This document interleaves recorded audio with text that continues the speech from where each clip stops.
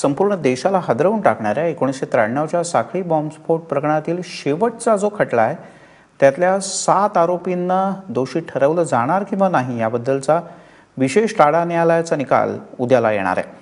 यामध्ये 7 आरोपींमध्ये अंडरवर्ल्डचा don Abu Salem, Mustafa dosa, Firoz Khan, Tahir merchant, रियाज सिद्दीकी, करीमुल्ला शेख आणि अब्दुल कयूम यांचा समावेश आहे। या सगळ्यांच्यावर आरोप निश्चित करण्यात आले असून ते दोषी आहेत की नाही हे विशेष टाडा न्यायालय उद्या स्पष्ट करेल। साखळी बॉम्बस्फोटात एकूण 129 आरोपी होते आणि 100 आरोपींना टाडा न्यायालयानं दोषी ठरवून 6 महिने ते मरेपर्यंत अशा प्रकारच्या शिक्षा सुनावलेल्या आहेत। आरोपांच्या नुसार त्या प्रत्येकाला वेगवेगळी शिक्षा सुनावण्यात आली आहे, तर दाऊद इब्राहिम, टायगर मेमन, अनीस इब्राहिम यांच्यासह एकूण 27 आरोपी अजूनही फरार आहेत।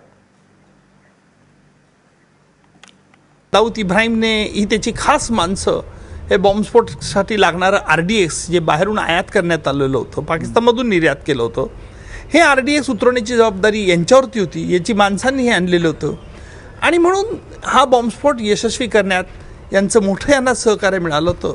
त्या दृष्टिकोनातून यांनी कटातील हे मुख्य तसे सूत्रधार होते। सर, आपण जरा खटला चालवला असता तर आपण या आरोपींसाठी कोणत्या शिक्षेची मागणी केली असती?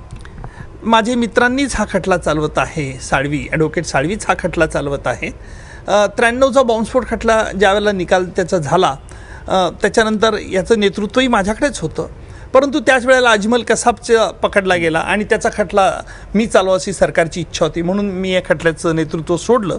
आणि मला खात्री आहे की सरकारी पक्षाने पुरावा चांगला या खटल्यात दिलेला आहे आणि त्याच्यामुळे आरोपींच्या विरुद्ध दोष निश्चित सिद्ध होतील। शिक्षेबद्दल आज मी भाकीत करू शकत नाही, त्यांना कोणत्या गुन्ह्याखाली दोषी ठरवलं तर हे पाहणं महत्त्वाचं ठरेल आणि त्याच्यानंतर सरकारी पक्ष त्याबाबत शिक्षा मागेल।